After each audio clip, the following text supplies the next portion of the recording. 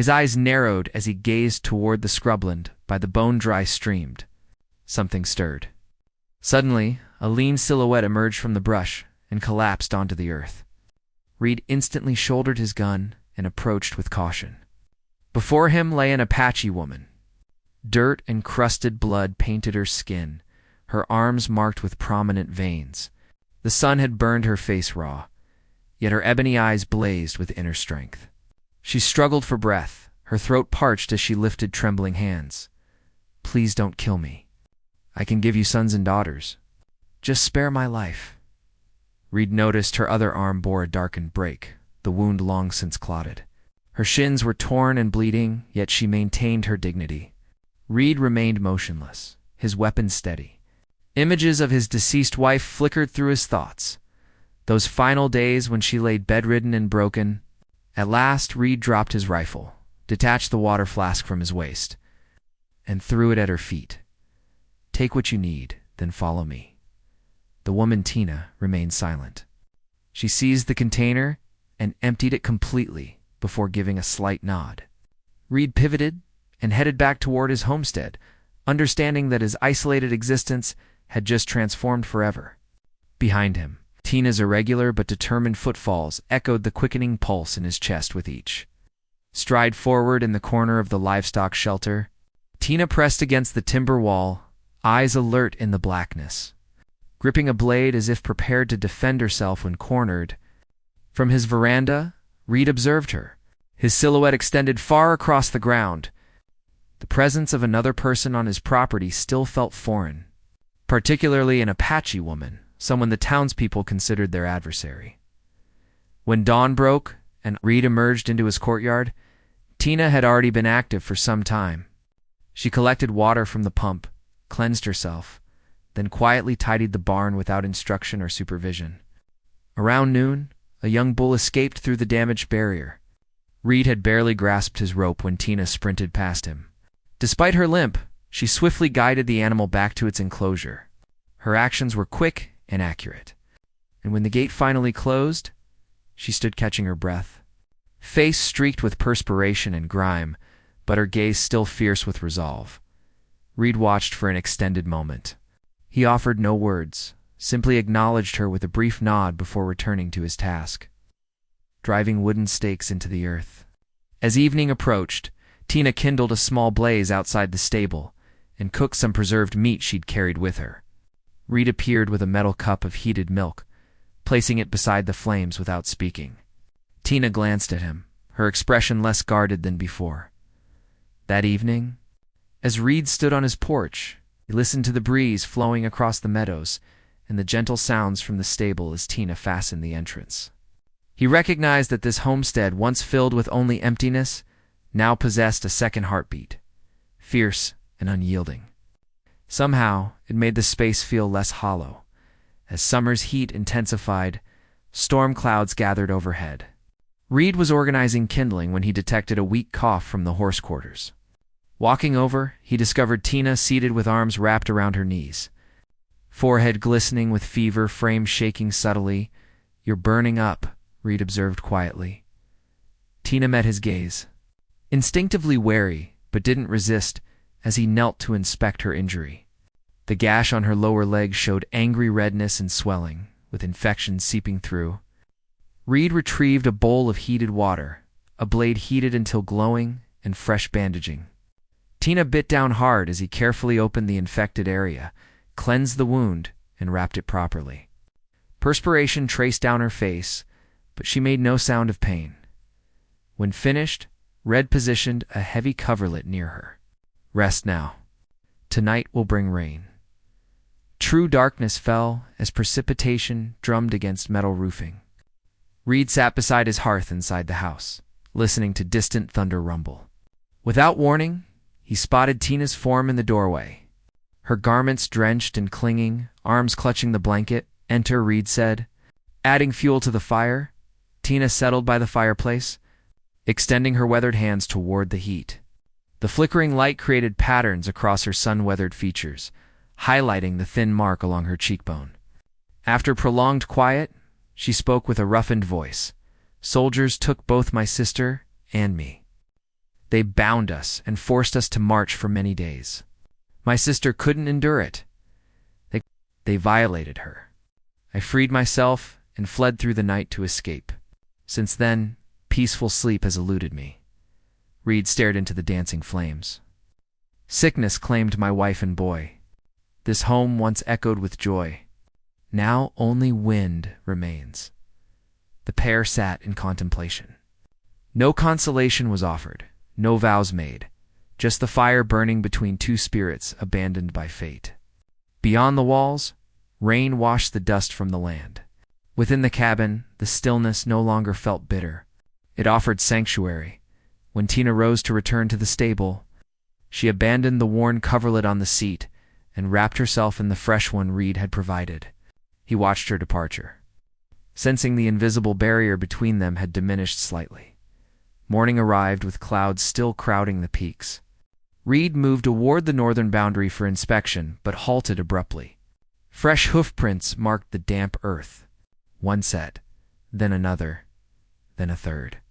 Arranged in formation and aimed directly at the ranch before veering away, Reed knelt and touched the moist soil. These weren't from his livestock, and certainly not from any local horses. He knew every mount in the territory intimately. Returning to the yard, he found Tina transporting a water pail. "What's wrong?" she asked, noting his troubled expression. "Riders approached the fence during the night," Reed replied curtly. Loading his Winchester, Tina set down her burden, her eyes growing dark. "They might return. Men like that don't surrender easily." Reed stood quietly, weapon ready. He understood the wisest course would be sending her away to restore peace to his land.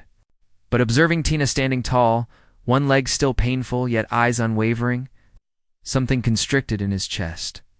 "You could depart now," he said slowly. "Move quickly enough, and they might lose your trail."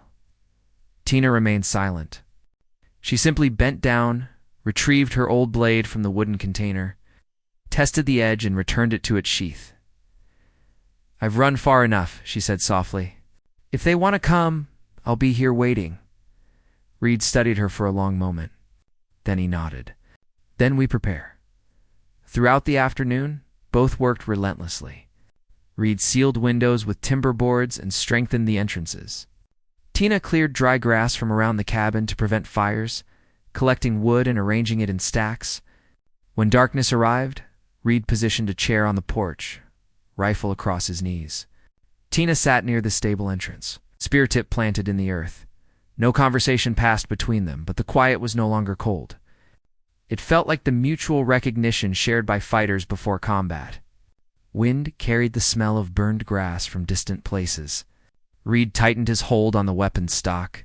He knew that from this point forward, anyone who dared enter this property would not depart without bloodshed. Pause for emotional weight. "I genuinely value having you here with me. If this tale awakened memories of dusty evenings and the echo of hoofbeats resonating in your soul, please subscribe to my channel so we can gather again each day. And I'll share another story from the frontier."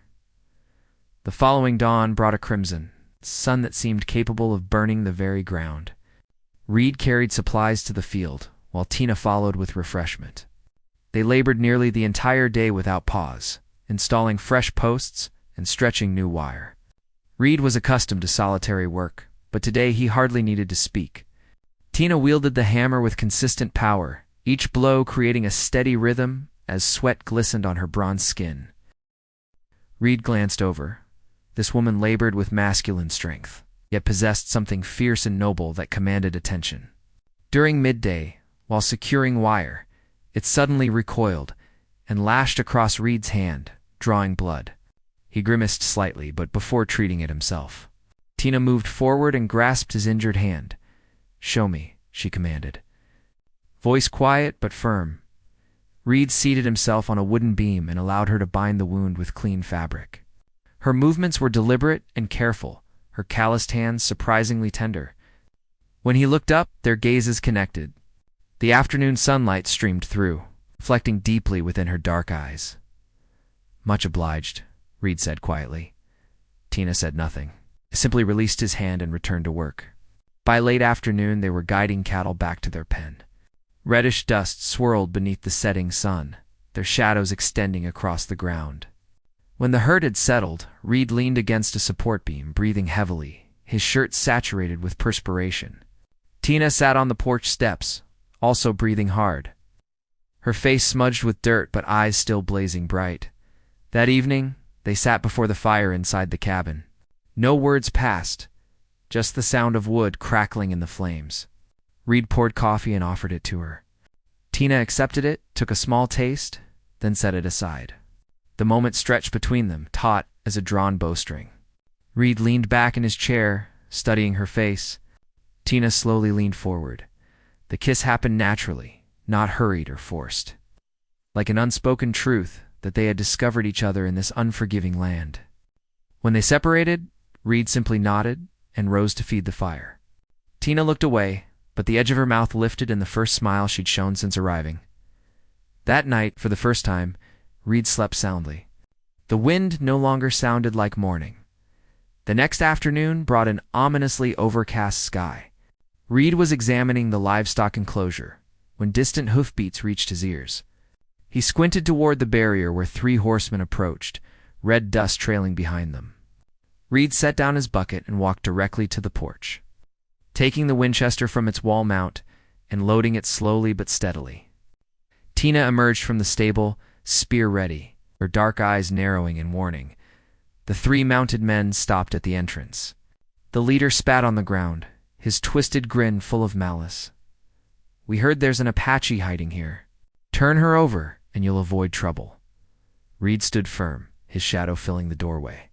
The rifle rested in his grip, barrel lowered, but ready to rise instantly. "There's nobody here except me," Reed said deliberately.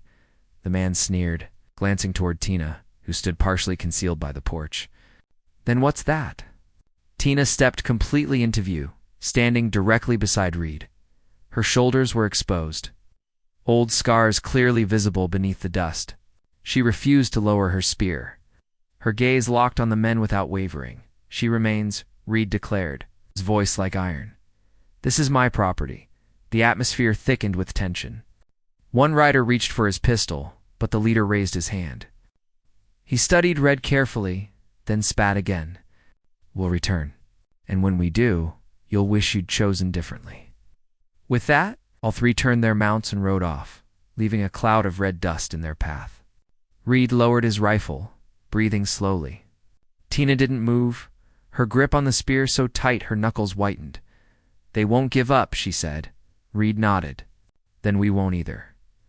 That afternoon, the ranch transformed into a stronghold. They reinforced doors with additional bolts and strengthened windows with wooden barriers. Tina excavated trenches around the stable to defend against fire attacks while Reed positioned sandbags to block the main approach. As night descended, they sat by the fire, golden light casting harsh shadows across their tense features. Tina sharpened her spear with slow, measured strokes, while Reed maintained the rifle, each movement careful and almost ritualistic. Outside, the prairie lay silent but heavy with menace. Both understood tomorrow evening would not be peaceful, and they were prepared. Heavy rain fell the next night, pounding against the tin roof and carrying the fragrance of wet earth into the cabin. Reed sat inside, rifle positioned on the table, waiting like a wolf, protecting its domain.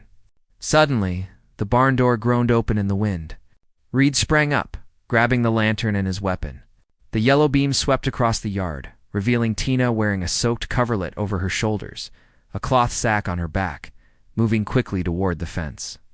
"Tina," Reed called out, his voice cutting through the downpour. She stopped, shoulders rigid. "I can't let you lose everything because of me. If I go, they won't harm you." Reed stepped forward, rain streaming down his face.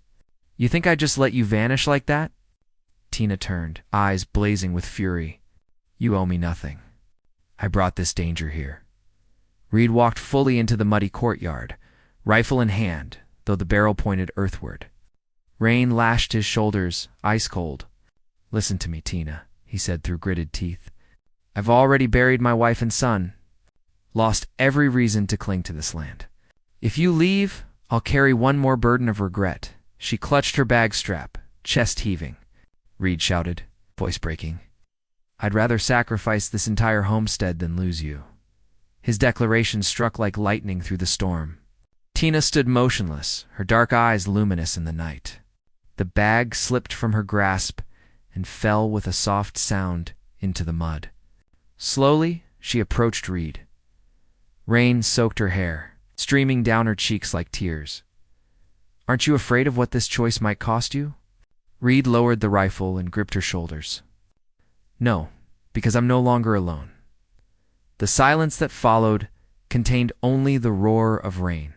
Tina let the blanket fall from her shoulders, standing tall like a warrior before battle. Together, they returned to the cabin. Reed added wood to the fire, and flames leaped high and bright. Tina sat on the floor, back against the wall, watching Reed clean his rifle.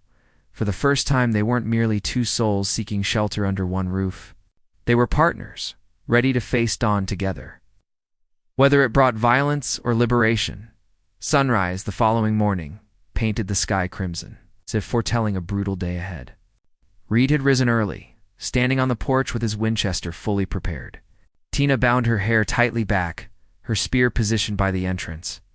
Neither spoke, but both knew today would resolve everything. Hoofbeats echoed distantly. 5 riders appeared, pistols at their hips. The leader curled his lip in a sneer. Final opportunity, old man. Surrender her and keep your life. Reed didn't budge. He raised the Winchester, the barrel reflecting morning light. Cross that fence, and none of you leave intact. Deadly silence descended. Tina stepped from the porch, her bare shoulders damp with sweat, standing beside Reed like a bronze monument. The leader spat into the dirt. Then fire if you have the courage. A rifle cracked sharp and loud. The bullet struck the wooden post inches from his horse's hooves. The animal reared, screaming. The men cursed, drew weapons, and returned fire. Reed and Tina dove behind sandbags, returning shots with accuracy. Within moments, dust rose again as the riders fled, firing wildly behind them. When hoofbeats faded into distance, Reed lowered his rifle, shoulders tense. Quiet returned to the ranch. Only the scent of gunpowder and their pounding hearts remained. Tina stepped onto the porch, her eyes scanning the field before meeting Reed's. Both exhaled as if enormous weight had finally lifted. It's finished, Reed said. Tina nodded, corners of her lips forming the first genuine smile. That afternoon, they worked together rebuilding the damaged fence, installing fresh posts. When the work concluded, Reed leaned against a support, watching golden sunlight pour across the prairie.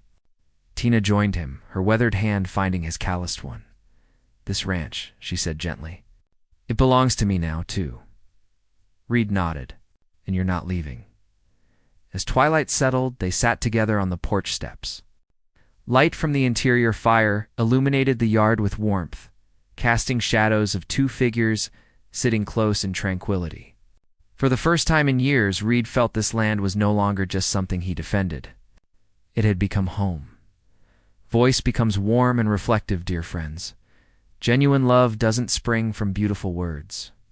It grows from muddy hands that refuse to let go during storms. It happens when 2 wounded hearts dare to trust again, dare to stand together facing danger. In the brutal West, love like this doesn't just preserve life, it rescues souls. It's transforming wild earth into a place for fresh beginnings. It's been my pleasure traveling alongside you. It's my cherished audience of Western tales.